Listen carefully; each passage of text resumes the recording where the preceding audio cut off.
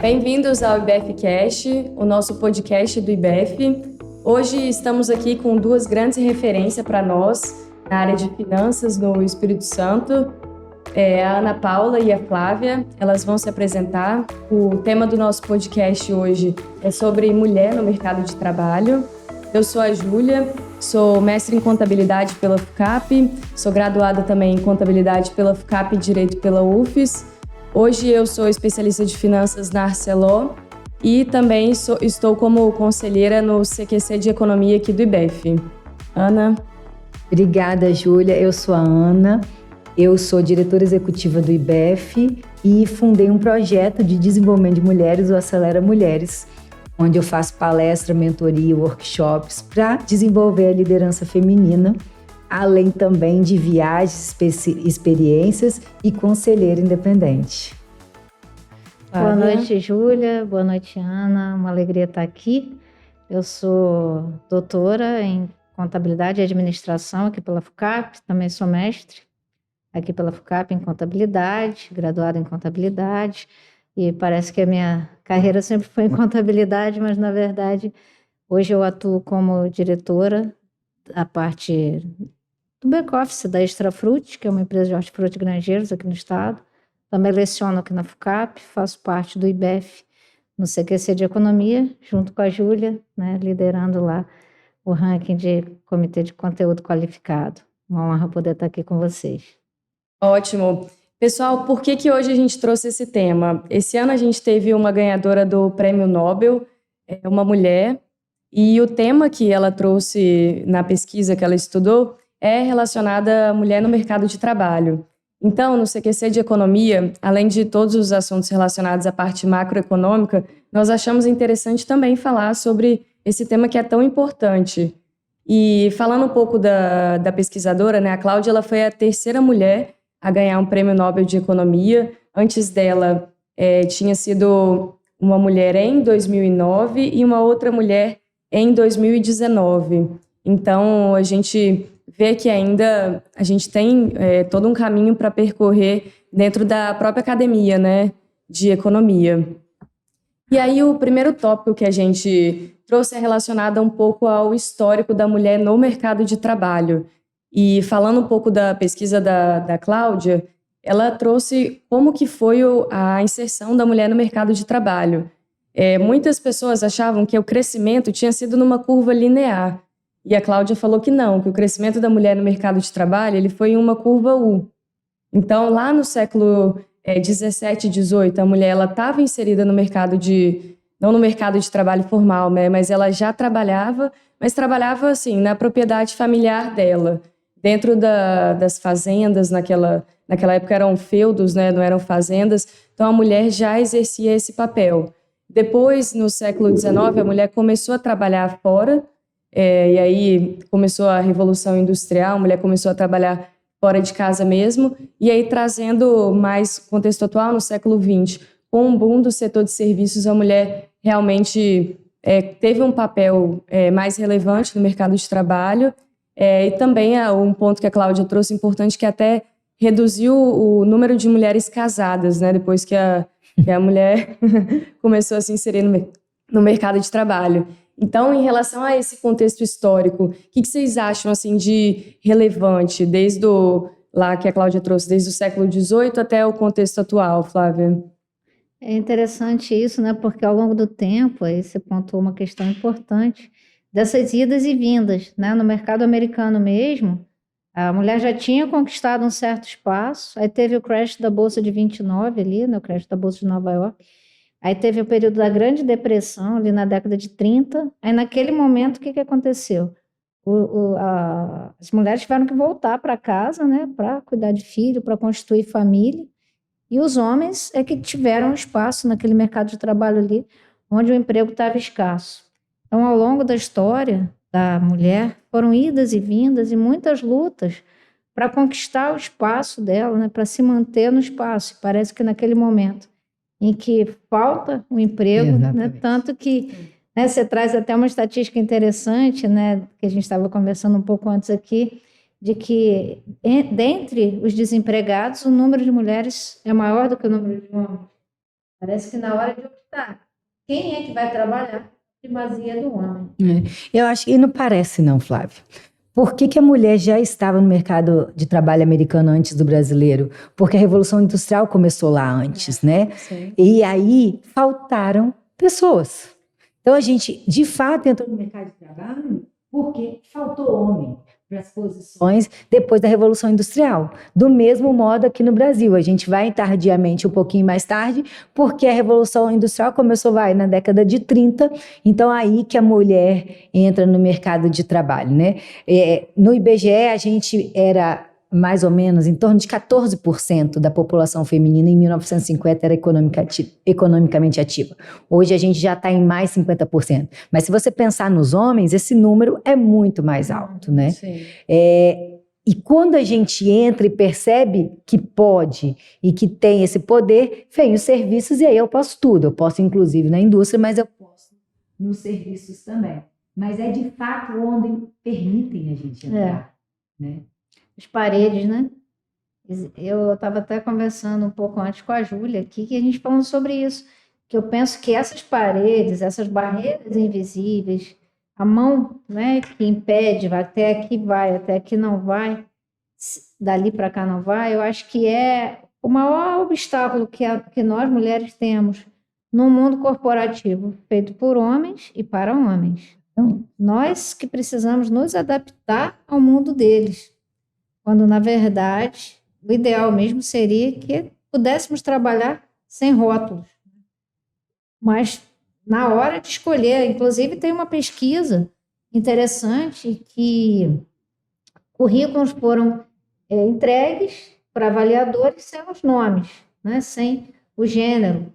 E aí, os avaliadores escolheram certas pessoas. E a predominância pelo currículo foi de mulheres. Isso foi um estudo fora do Brasil. Na hora que fizeram a mesma pesquisa, colocando o nome que o gênero era feminino, tudo se inverteu. A competência, o currículo, a formação foi colocada em segundo plano em relação ao gênero. E parece que em pleno século XXI, é absurdo a gente falar isso, mas acontece. E sabe que quem faz recrutamento e seleção, majoritariamente, são mulheres. Sim. O recursos humanos é formado basicamente por mulheres. Então, veja que o próprio machismo e esse preconceito de gênero está enraizado em nós também, né? Eu falo assim, a licença maternidade só surgiu no Brasil em 1960. Por quê? Simplesmente porque o homem não engravidava, então ninguém pensou nisso.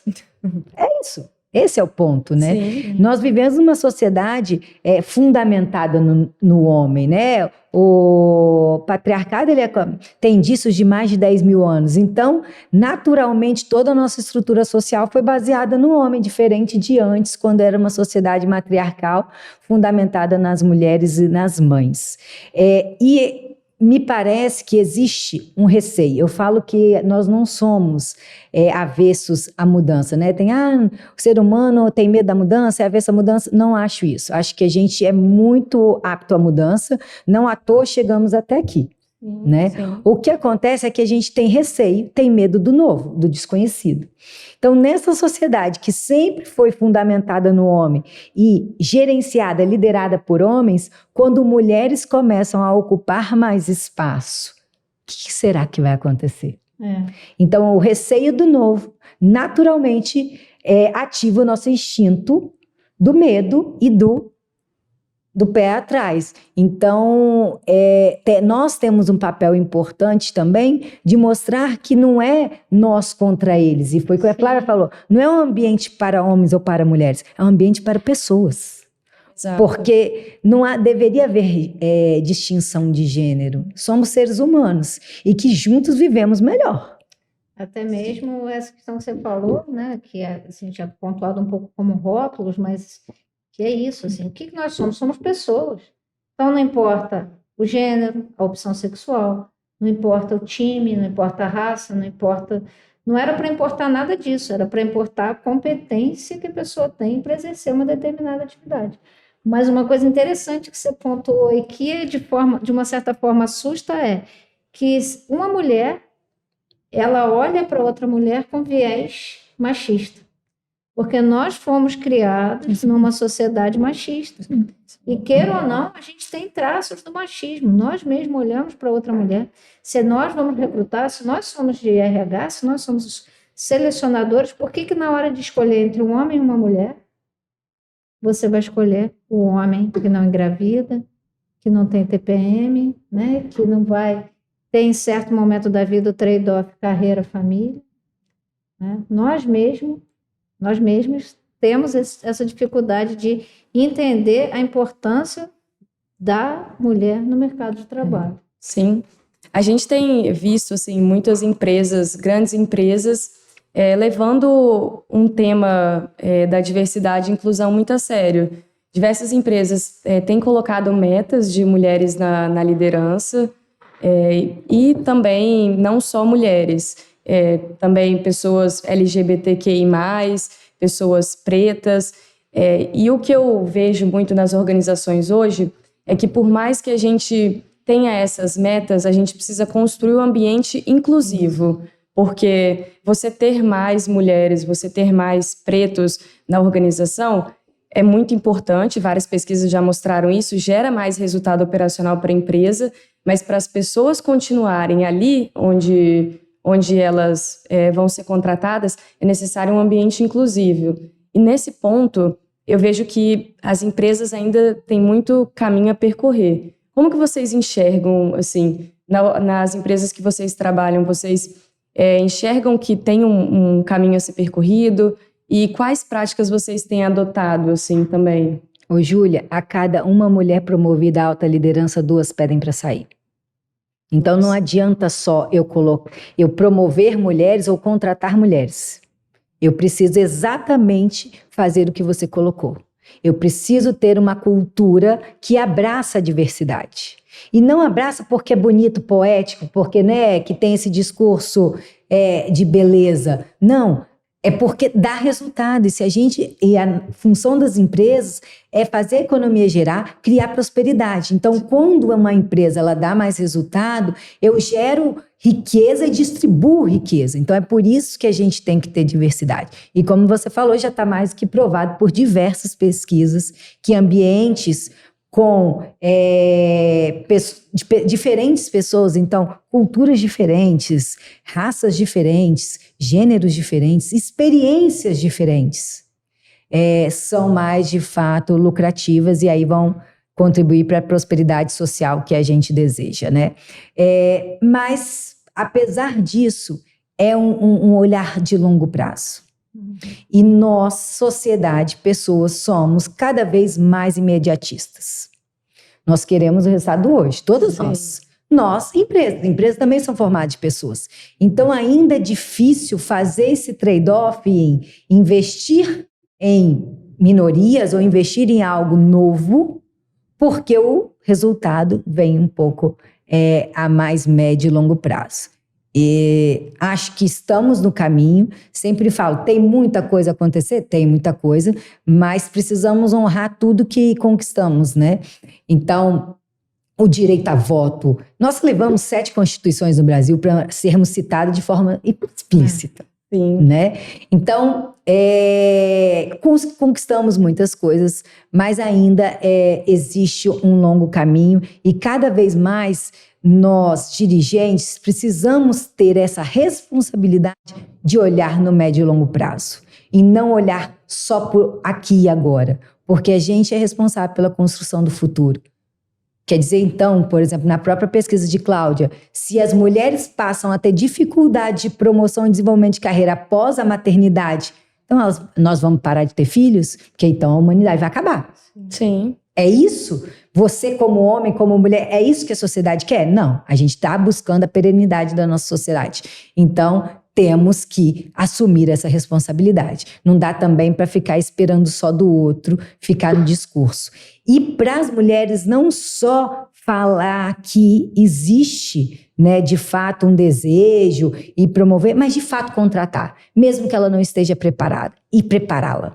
Porque sim, nós entramos no mercado de trabalho mais tarde, então ocupamos ainda muitas posições nos layers mais baixos, né? E para chegar lá em cima, tem um caminho. E a gente precisa abrir esse espaço e construir esse caminho com responsabilidade social. Sim. É uma questão interessante que eu pontuo aqui e que é um risco da política de cotas.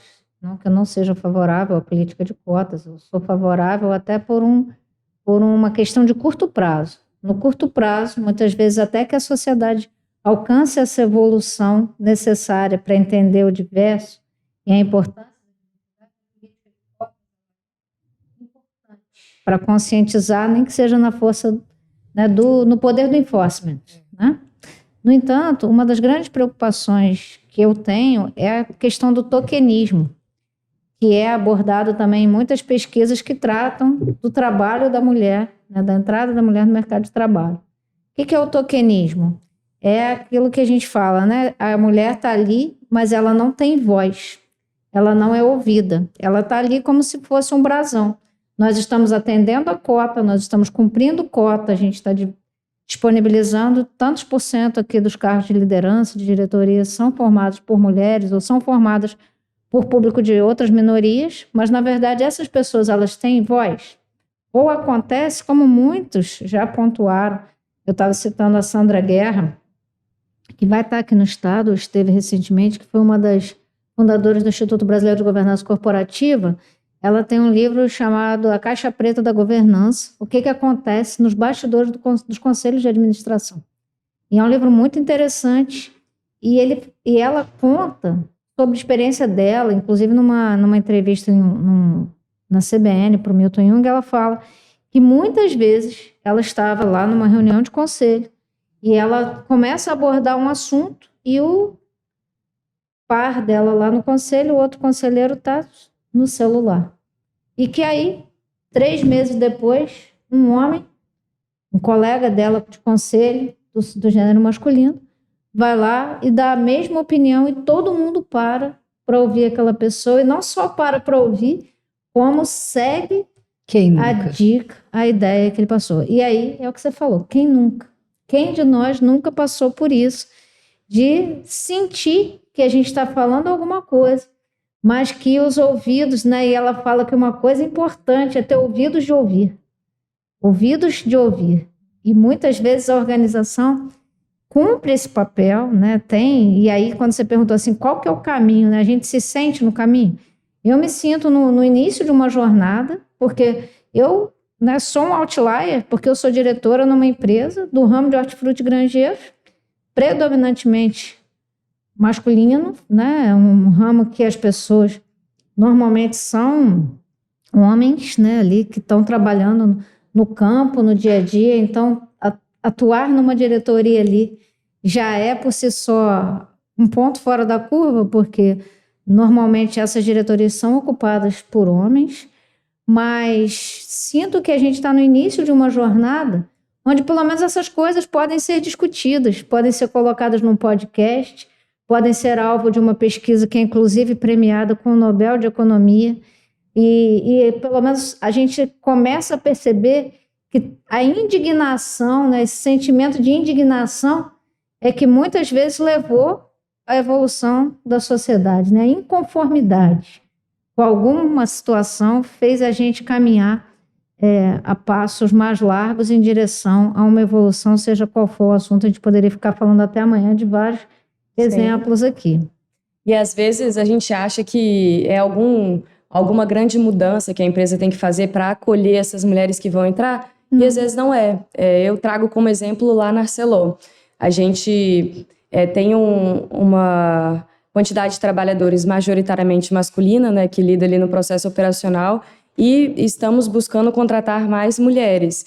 E uma das medidas foi construir banheiros femininos nas áreas operacionais, porque como as áreas eram majoritariamente de homens, não tinha banheiro feminino. Então, assim, você vê que uma medida que é bem pequena já surtiu um grande efeito para as mulheres ali. Então, às vezes, são pequenos passos que as empresas têm que adotar, e lá na frente ela vai ver que esses pequenos passos fizeram com que ela alcançasse uma grande meta. Agora, acho, Júlia, que podem ter pequenos passos, mas o principal é a cultura. Sim. Não adianta ter banheiro se essa mulher, ao chegar lá, não ser ouvida. Não sei se vocês viram uma pesquisa ano passado aqui no Brasil, que 97% dos homens se acham bonitos. E aí virou meme, né? Porque a autoconfiança masculina devia ser encapsulada pela NASA, Sim. estudada e até vendida em potinho para nós, mulheres, né? Porque, por exemplo, a síndrome da impostora, inclusive a gente costuma falar no feminino, 70% são mulheres que têm a síndrome. Porque nós nos questionamos, homens não. Quando a Flávia fala assim, de não ser ouvida, quem de nós não? Especialmente a gente que já esteve em posição alta dentro de organizações, de você não ser ouvida ou você ser ouvida só porque você é mulher, mas isso não ser considerado. E dali 3 meses, a ideia é brilhante quando vem da boca de um homem. Eu já vivi isso várias vezes. E eu sempre falava, tudo bem, eu não tenho essa vaidade, importante é a instituição, então se a ideia foi implementada, tá todo mundo ganhando. Mas olha... O sentimento de frustração. Não é bem assim, cara. Sim. Porque eu perdi tempo. Se eu estou pensando na instituição e se aquela prática, aquela ideia era importante, fazer há 6 meses teria gerado outro resultado, ou pelo menos mais resultado. Ou um resultado antes. Né? Então eu acho assim, tem medidas simples, mas o principal é a mudança cultural. E olha, mudar a cultura. É a longo prazo. É muito difícil. É a longo prazo. E vem de cima para baixo. Sim. Não adianta eu ter na base, então eu contratar. Então tem várias empresas, e por exemplo, a Arcelor, contratar, né, para a usina, se eu não tenho diretores, eu não tenho conselheiros, mulheres sendo ouvidas, inclusive, né? Eu outro dia ouvi de uma sócia do BTG, ela falando que ela foi para um evento fora e quando chegou, só tinha ela mulher, alguém pediu a ela um café, uma outra pessoa, né? E ninguém falou nada e ficou uma saia justa. Depois que terminou a reunião, ela falou com o sócio, olha só, aconteceu isso, gostaria que vocês, né, me apoiassem. Aí ela falou, isso aí virou até cômico, que toda vez que chega numa reunião, a Marta, nossa sócia e tal, né, assim, não é isso. Mas assim, os homens não conseguem nem perceber o constrangimento que ela estava passando, simplesmente pelo fato de ser mulher. Vira alvo de chacota, né? E vira alvo de tipo assim, poxa, tá reclamando de quê? Isso é uma coisa simples, né? Tá, vai fazer questão disso, mas o peso que nós sentimos, né? O peso que quem está sendo, ali no caso, tratado dessa forma sente, quem está do lado de fora não consegue medir. Sim. E muitas vezes vira isso aí, alvo de brincadeira, né? Pergunta um hétero, homem, branco, se ele quer ser mulher ou se ele quer ser preto, por exemplo.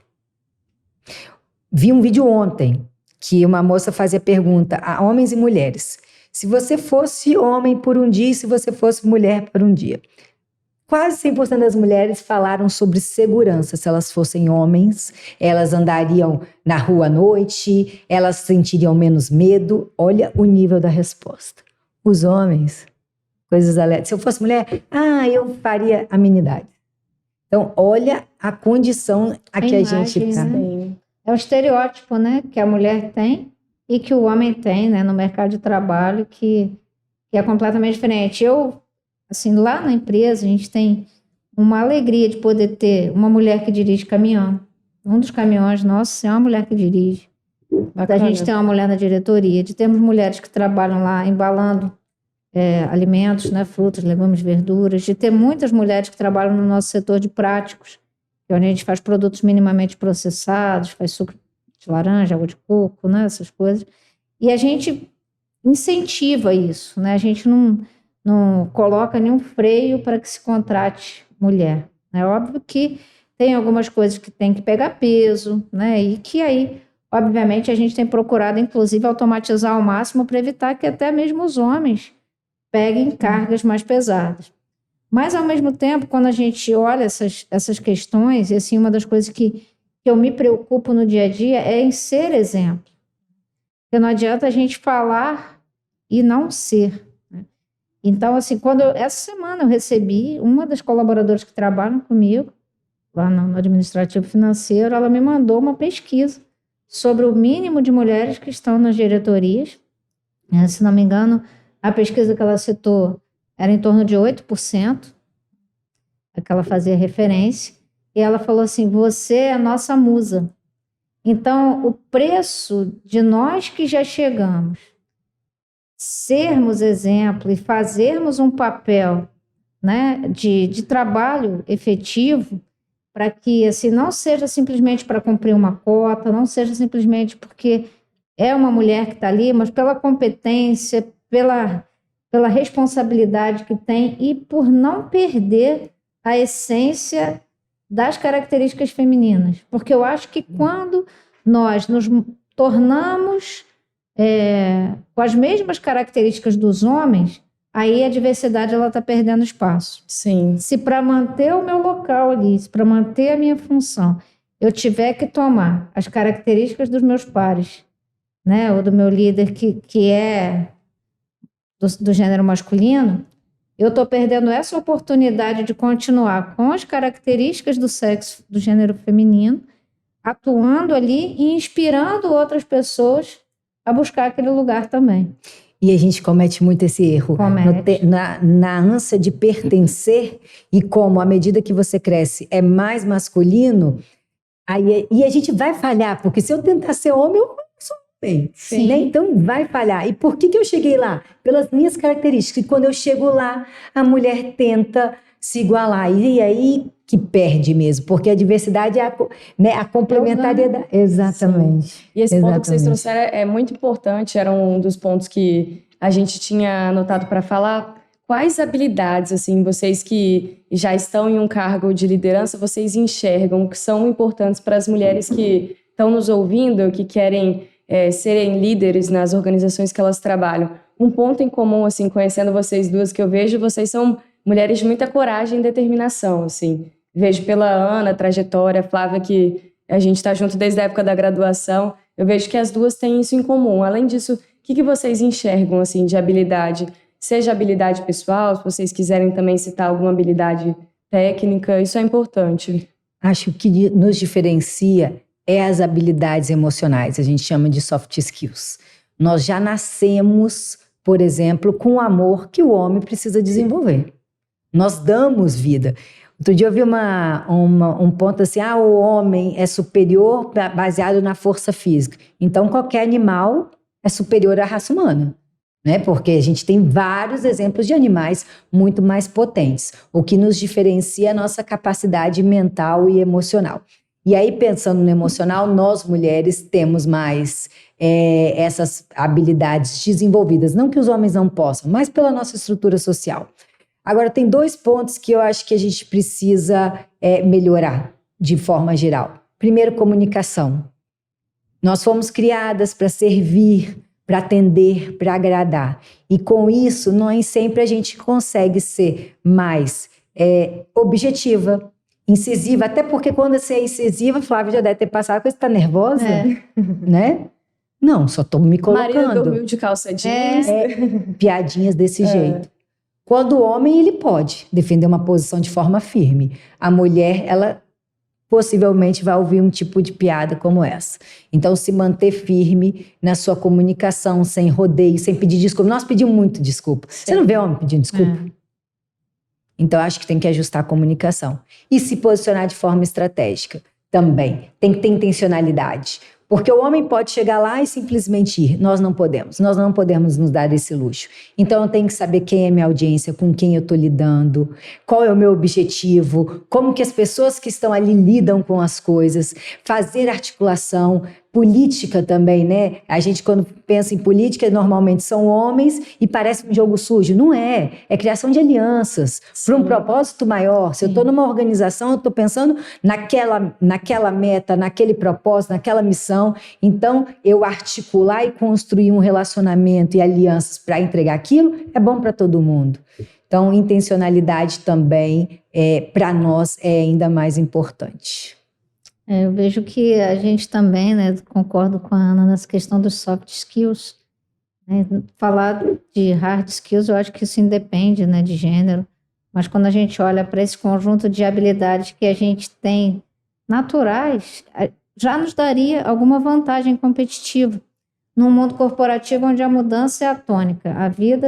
A nossa vida, né, ela é formada por mudanças talvez mais drásticas, a própria característica física do que o homem vive, do que o homem passa. Então, essa capacidade de resiliência, ou até de um conceito que está muito em voga hoje, que é o antifrágil. Parece como aquela música, dizem que a mulher é sexo frágil, mas na verdade nós não somos sexo frágil. Nós somos, historicamente, de uma força gigantesca, né? A capacidade de dar a vida a outra vida, né? De vencer tantas barreiras como a gente já venceu para estar aqui. Então, eu acho que essa capacidade de dar a volta por cima, ela é uma das coisas que a mulher ela consegue ter uma vantagem em relação ao homem, de admitir os fracassos, de recomeçar, né? Numa família assim, na vida de um modo geral, em outros elos da sociedade eu percebo isso, essa questão da resiliência. E um outro fator também que eu percebo na mulher, que precisa de aprimorar, é essa questão talvez de uma autoestima, né? Como você falou da pesquisa dos homens, né? Deles se acharem bonito, o homem tem uma autoestima muito mais elevada do que a mulher. Nós estamos entrando no mercado de trabalho e parece que a gente está sempre pedindo licença para chegar nos lugares. E às vezes eu me dou conta disso. Eu estou sentada numa mesa de reunião com 15 homens e só eu de mulher, né? E eu não posso pedir licença para entrar ali. Eu tenho que estar ali e fazer o meu trabalho, o trabalho em prol da instituição, independente de que eu sou mulher e eles são homens. Eu acho que essa autoestima, esse chegar ali e falar o que tem que ser falado, é uma habilidade que nós precisamos ainda desenvolver, precisamos aprimorar. A gente falou um pouco de habilidades que a gente precisa ter para alcançar a liderança, e vocês também falaram de habilidades que as mulheres precisam melhorar. E recentemente eu li um livro, Como as Mulheres Chegam ao Topo, o nome, e ela traz exatamente os hábitos que as mulheres têm que deixar de ter. E vocês citaram vários desses hábitos, né? Um deles, que é clássico, é a mulher que não se vangloria das próprias conquistas, né? Uhum. A mulher vai falar um projeto que entregou, ela vai falar minimizando a entrega. Ah, não, entreguei com a equipe, um projeto. Se fosse um homem falando, não, falaria eu entreguei, eu fiz, eu fui lá, eu venci. Então, acho que esses pontos assim que a gente tem que desenvolver também são importantes. A mulher, vocês comentaram, né? Ela vive pedindo desculpas, até para entrar numa sala de reunião ela pede desculpa. Então, essas habilidades do que a gente tem que melhorar também são importantes para, seja nossos ouvintes entenderem, né? É verdade. Eu lembro, pensando aqui, eu lembro de eu falar, desculpa, mas eu penso diferente. Pedindo desculpa por pensar diferente, quando na verdade eu estou ali para isso. Para dizer a minha opinião, se é diferente ou não, pouco importa, o que importa é que a gente vai construir juntos, né? E você vê, e é um desenvolvimento, porque quando você tem medo de se vangloriar, você tem medo, inclusive, do julgamento das outras mulheres. Nós vamos criar... Os meninos, quando são jovens e novos, meu filho, eu tenho um pequenininho, quem é o mais forte, quem é o mais corajoso, quem é o mais rápido, não é isso? Sim. A gente é quem é a mais bonita. Essa é a competição, quando mais não. Então, nós fomos criadas competindo uma com as outras. E somos duras umas com as outras. Quando a gente fala assim, mulher não se veste para o homem, se veste para outra mulher. Não. Então, a gente tem esse cuidado, inclusive, de construir aliança com outras mulheres. Isso é muito importante, é um dos tópicos que eles trazem no livro, que a mulher tem dificuldade, o livro usa a palavra usar, de usar as pessoas, mas não usar no sentido de algo ruim, usar mesmo, assim, eu sou próxima a Ana, sou próxima a Flávia. Então, eu usei o relacionamento que eu tenho com vocês para convidá-las, porque vocês são, por exemplo, mulheres de referências para mim aqui.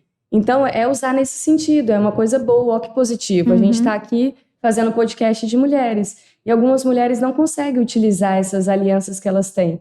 E realmente, é um ponto não reconhece nem o próprio valor, nem o valor da outra, né? Sim. Eu lembro, há muitos anos, a Luana Piovani, ela foi pega traindo, na época ela namorava o Rodrigo Santoro, no Carnaval de Salvador. Depois disso, ela virou a Luana Piovani, né? E a gente tem inúmeros casos, e aí esse ano, no Dia dos Namorados, nós temos um atleta, né, do futebol, que pela 27ª vez foi pego traindo alguém com quem ele se relacionava. E o Neymar a noiva dele estava grávida, noiva, no dia dos namorados, assim, e vários homens. A Luana provavelmente foi bastante criticada naquela época, inclusive por mulheres. Vários homens da rede de relacionamento dele falando, parabenizando ele, porque ele pediu desculpas publicamente. A minha mãe fala, depois que descobriram desculpa, serve para tudo, né? Porque ele já traiu várias vezes a mesma menina, inclusive. E imagina o trauma que isso gera, eu acredito Uma que... grávida ainda, né? No bebê, não é só nela, né? Em toda uma... Então, assim, e aí os caras, os amigos, isso aí, cara, parabéns por reconhecer o seu erro, bola pra frente. Poxa, cara, assim, parabéns por reconhecer seu erro se fosse a primeira vez, né? Mas, assim, a Luana foi duramente criticada por mulheres, inclusive. Então, a gente tem vários casos na mídia, né? Então, a gente tem que ter uma vigilância constante. Mesmo eu que trabalho com mulheres, o projeto ele surgiu de todos esses desafios. Eu falo que eu fui uma executiva bem-sucedida na CLT, mas que eu passei muito aperto, que eu tomei muita porrada. E com isso, eu criei um repertório que hoje ajuda outras mulheres. E mesmo tendo passado por tudo isso, por vezes eu me vejo, opa, deixa eu dar um passo para trás. Não posso julgar. Deixa eu ver qual é o contexto, porque muitas vezes a gente age com base na nossa experiência. Então, há uns bons meses, eu dei uma entrevista na televisão sobre o vazamento de uma faixa de um clipe da Anitta, onde aparecia ela parecia que ela estava fazendo sexo oral. E aí foi duramente criticada, né? Porque ela já tem uma sexualidade aflorada e tudo mais. Mas, gente, não foi a Anitta que vazou. Quando saiu o clipe, não tinha nada daquilo, né? E as mulheres, mas meu filho pode ver, vai para o YouTube. Mas vamos dar um passo para trás? Vamos entender. E a Anitta provavelmente usa da sexualidade porque qual foi o contexto de que ela cresceu? Talvez ela teve uma família que sobreviveu porque tirou vantagem sexual de alguma forma, não sei. Por exemplo, eu tenho um pai que abusava, né? Famílias mais humildes, que era um abusador, por exemplo, moral, fazia assédio moral com a mãe, né? Jogava a mãe para baixo e a mãe, com a sensualidade, com a parte feminina, ela conseguia domar esse homem. O que essa criança aprende? Que a sexualidade traz vantagem, que sobrevive dela quando adulta.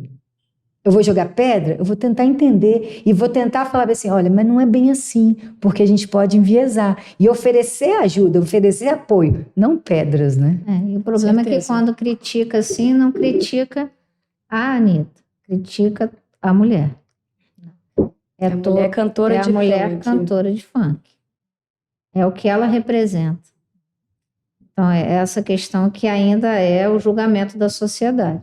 Que é o que você falou. E é um julgamento que vem também de mulheres. De mulheres. E se eu botaria um biquíni pequeno e rebolaria para ganhar dinheiro? Eu não.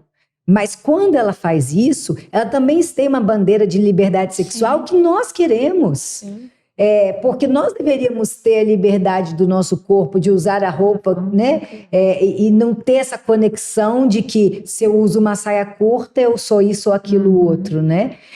Então, tem o seu valor, né?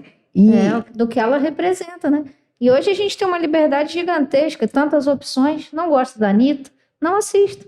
Exato. Não quer que seu filho assista? Tem inúmeras outras opções.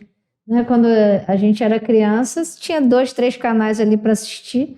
Na minha casa não se falava em TV só se falava em TV aberta. E eram 2, 3 que tinha quando eu era criança, me lembro, inclusive, né, dos programas que eu assistia. Não tinha opção. Né? Hoje em dia, quantas opções? Tem canal especializado em programação infantil. Não quer que seu filho veja? Não deixa assistir.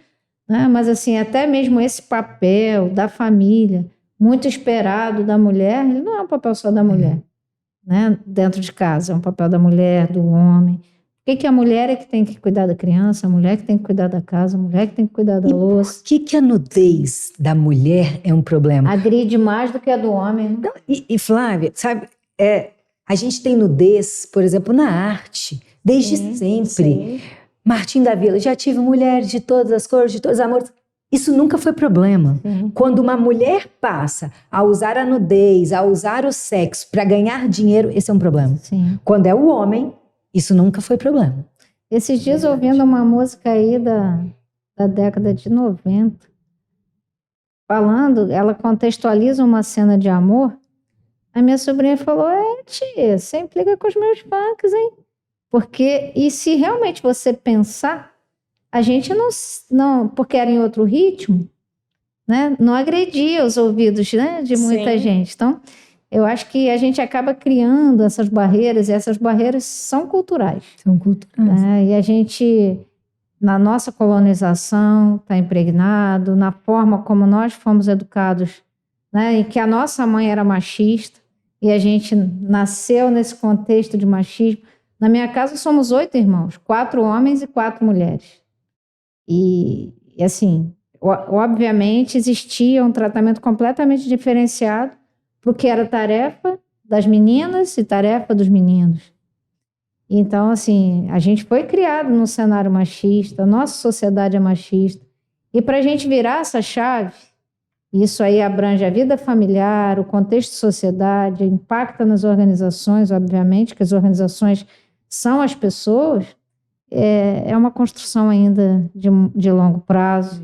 Né? Eu vejo que o modelo das empresas precisa ser repensado, a forma de trabalho, porque a gente teve aí um avanço com os arranjos flexíveis de trabalho, dando a opção da mulher ter uma jornada em que ela possa cuidar de filho, ao mesmo tempo trabalhar em casa, né, no home office, que foi inclusive potencializado aí durante a pandemia, trazendo aí uma forma assim, da gente vai manter a carreira, mas também se quiser ter filho, vai perpetuar, né, a humanidade, mas precisa ter política para isso, né? Precisa as empresas repensarem seus modelos, e eu mais uma vez digo, penso que isso é uma construção que ainda leva tempo para que a gente não tenha mais que fazer um podcast para falar sobre a importância disso. Falar o óbvio, né? Para falar o óbvio.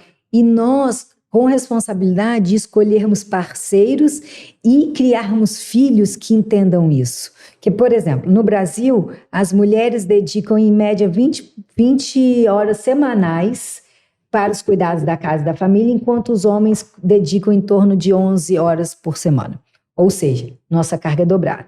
Uma pesquisa francesa também diz que 75% da carga mental, estava falando do trabalho que é visível, 20 e 11 horas. Além disso, tem toda a carga mental, o trabalho invisível. 75% desse trabalho invisível fica na mulher. Então, a gente está sobrecarregada. Né? E, então, partir dentro de casa, a dividir essas tarefas, a conversar sobre isso também vai transformando. Porque a sociedade... qual é a base da sociedade? As famílias. Sim. Então, se eu começo a construir dentro de casa, isso vai amplificando. Eu acho, de novo, que a gente já avançou muito, pensando em revolução industrial e em tudo que a gente fez nos últimos 100 anos, foi assim, 10 mil anos e 100. O que a gente fez foi mudanças muito grandes e muito aceleradas. Continuo acreditando que a gente vai, essa é a toada. Que a gente vai continuar mudando a sociedade para uma sociedade cada vez mais igualitária, mais justa para quem for. Não importa gênero, não importa nada disso. Somos seres humanos. Mas a gente tem uma responsabilidade como mulher. Com certeza. Pessoal, o papo está muito bom, a gente está chegando ao fim, mas antes da gente encerrar, eu queria perguntar para vocês. Eu tenho algumas mulheres líderes que me inspiram assim na minha carreira, mas eu queria saber de vocês, que mulheres inspiram vocês? E uma outra pergunta, quais conselhos vocês dariam para alguma mulher que quer chegar na liderança? Vocês já falaram alguns, mas se vocês puderem reforçar esses pontos, começando pela Ana. Tem várias mulheres, Julinha. Aqui no Espírito Santo a gente tem... Eu estou fazendo a curadoria de um livro, nós vamos lançar em março, no mês das mulheres, Mulheres do Espírito Santo. E aí eu conheci mulheres incríveis, de bailarinas cadeirantes a mulheres do terceiro setor, industriais, assim, tem muitas. Mas para não ser injusta com nenhuma, eu vou falar de alguém de fora. Para mim, e um livro que também transformou e ampliou a minha consciência como mulher, a Sheryl Sandberg, que é COO do Facebook. Ela tem um livro, Faça Acontecer. Para mim é uma bíblia para quem quer assumir posições de liderança. Ela fala muito de sentar à mesa é ter fala, né, que a gente falou aqui. Então, ela, para mim, é uma referência. Ótimo. Eu poderia citar, assim, da história, várias mulheres que me influenciam e me influenciaram. Mas eu vou citar a que mais me influenciou na vida, que foi minha mãe. Minha mãe, foi uma mulher que fez do limão uma limonada, criou 8 filhos, né, no meio do nada, né, num local bem afastado da cidade. E se hoje eu estou aqui, né, no Espírito Santo, 600 quilômetros longe da minha casa, tendo concluído um doutorado e podendo ser uma referência de mulher, diretora de uma empresa que ela não chegou a ver, eu devo isso a toda a inspiração que eu tive nela. Porque num outro contexto completamente diferente, ela foi a guerreira que eu me inspiro diariamente para ser, né? Em outro nicho, em outra situação, completamente diferente, mas é muito comum no dia a dia eu pensar, se minha mãe estivesse diante dessa situação, o que ela faria? Muito bacana. Para os nossos ouvintes encontrarem vocês na rede social, Ana, também, além do seu Instagram, Facebook, rede social que você quiser falar, queria também que você falasse um pouco do seu programa. Tá ótimo. O meu Instagram é o Ana_Acelera. Lá tem o link para o site, tem o link para o LinkedIn também. Como eu falei, eu fui executiva por quase 20 anos, né? Tem quase 20 anos de carreira, apesar de ter essa carinha nova. Isso a gente encontra por aqui. Nós trabalhamos bastante para isso. E com base nesses desafios que eu vivenciei, eu criei uma jornada para apoiar as mulheres a também construir essa carreira. Como eu falei, a estatística mostra que a cada uma promovida, 2 pedem para sair. Flávia mencionou de 8% de líderes mulheres, as estatísticas ficam entre 8% a 17% de alta liderança. Se você pensar em CEO e fundadora, só 3% são mulheres. Né?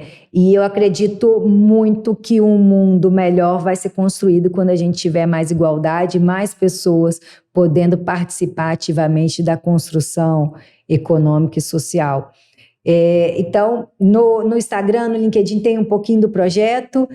Estamos lançando agora, no dia 7, uma aula onde vai ter o curso gravado, que para quem está entrando no mercado de trabalho vai aprender um pouquinho de todas as coisas que foram mais importantes para mim. Então a gente vai falar de comunicação, de gestão de emoções, de planejamento de carreira, de liberdade financeira, porque nós mulheres, né, apesar da gente estar falando de finanças, dando no IBEF, mulheres ainda não dominam o tema finanças, o tema economia e a gestão do seu próprio dinheiro, e isso é super importante. E sempre tem conteúdo, então estou muito, muito feliz com esse projeto e de apoiar essa construção de cada vez mais líderes mulheres e um mundo também mais próspero e igual para todos nós. Excelente. As pessoas podem me encontrar pelo Instagram no flavia.raposo.5, raposa com Z. E LinkedIn também, flavia.raposo. E é só mandar mensagem lá que a gente troca. Ótimo, foi um prazer tê-las com a gente hoje. Eu agradeço muito a audiência de vocês, espero que vocês tenham gostado. Curta nosso podcast, seja no YouTube ou no Spotify, se você estiver ouvindo. Muito obrigada, pessoal. Esse podcast tem o apoio dos mantenedores do IBEF, sendo eles: Categoria Diamante, ArcelorMittal, Banestes, Vale e Cezan. Categoria Master, Apex, MediSenior e Cicobi. Categoria Pleno, Grant Thornton, ISH, Machado, Mazei e Pinho Advogados, Taimenau e FUCAP Business School. Apoiadores: Accounting, Contabilidade e Consultoria. Ótima. Rede Vitória. TES Contabilidade e TV Capixaba. E o apoio institucional da FUCAP Business School.